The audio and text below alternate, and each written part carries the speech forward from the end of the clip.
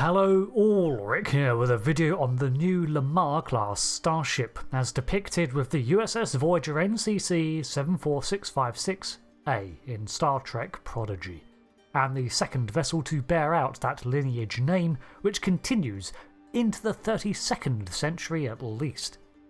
By the time of Picard, the year 2401, we already have plans to launch a new Pathfinder class USS Voyager-B. So we can say that the Lamarr class lasted at least from 2383 to then. Although we have some stats, and spend a great deal of time aboard the vessel in Season 2 of Prodigy, it is a relatively new vessel, so there is much still to be written about it in Apocrypha. Light spoilers ahead for Prodigy, and much of this is based on observations, not published lore, so let's take a look.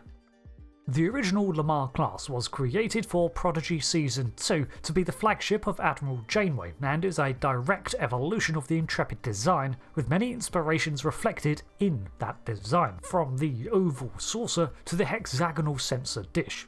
It folded in the prototype look of vessels established by the Protostar, marking this as a similar stage of development while adding flair from larger contemporary vessels, most notably the Sovereign. The vessel was named for the scientist Hedy Lamarr. So, in-universe, this vessel seems to have taken on the role that the books previously attributed to the apocryphal Vesta class and refit Voyager from Project Full Circle.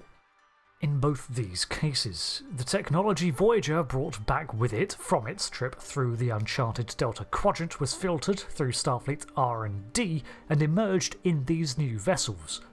In canon, it produced the USS Dauntless as the testing ground for a functional quantum slipstream drive, while the other technologies were folded into new starship designs in stages as they were understood.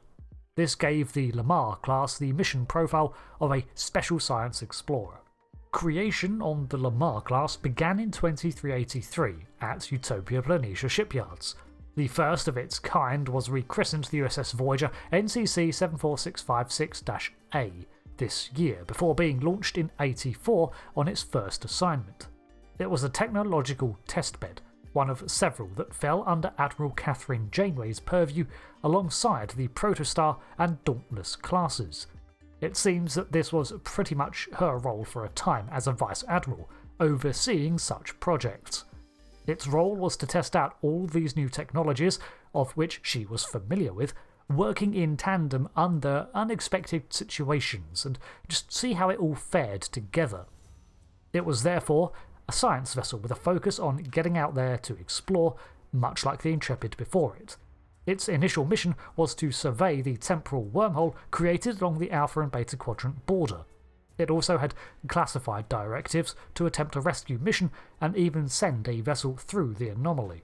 Its second mission was to neutralize temporal technology at the sensitive situation on Solum before it escalated into warfare with the UFP.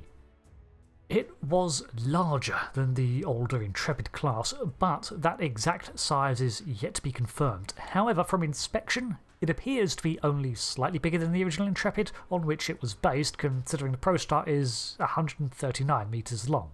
This would put it in the ballpark of around 470 metres long.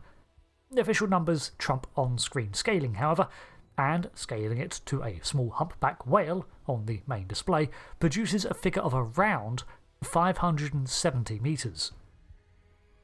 It stood at around 28 decks tall, with a crew of 800 personnel. This included cetacean operations and 2 schools for on-board cadet teaching. The Lamarr class was designed partially as a training vessel too, with several cadet squadrons and Starfleet hopefuls being assigned to its missions. Sickbay was on Deck 8, and it featured an emergency battle bridge as a backup command centre. Among the new technologies was a fully functional quantum slipstream burst drive, an evolved iteration on the Dauntless class, while it maintained conventional warp too. If equivalent to the Sovereign, then its maximum speed would be around 9.975, although it lacked the variable warp geometry of the Intrepid and Pathfinder classes. I'm not sold on this, but it looks like the warp core was in the saucer section, as the larger than normal water tank took up a large area in the middle of the ship. This would theoretically mean that if there was some saucer separation capability, the core would remain powering the saucer. Holographic technology was expanded upon in the Lamarr class, with a huge 16 holodecks, but every floor of the Lamarr class also has holo emitters installed to allow projection around the vessel of artificial crew, like the EMH Doctor of Voyager. This might seem excessive, but holographic labs could replicate all sorts of equipment, astrometric data, and double as training rooms for the cadet presence. The main sensor array was on top of the saucer, much as the Intrepid was, and it was created with the same modifications that the Borg-adapted array of the original Voyager had, making it one of the most acute in the fleet. In addition to this, the main deflector was synced to be able to generate all sorts of exotic particles, including tachyons, and it could cycle such abilities into force field emissions. This allowed it to contain and manage all sorts of anomalies, external or internal.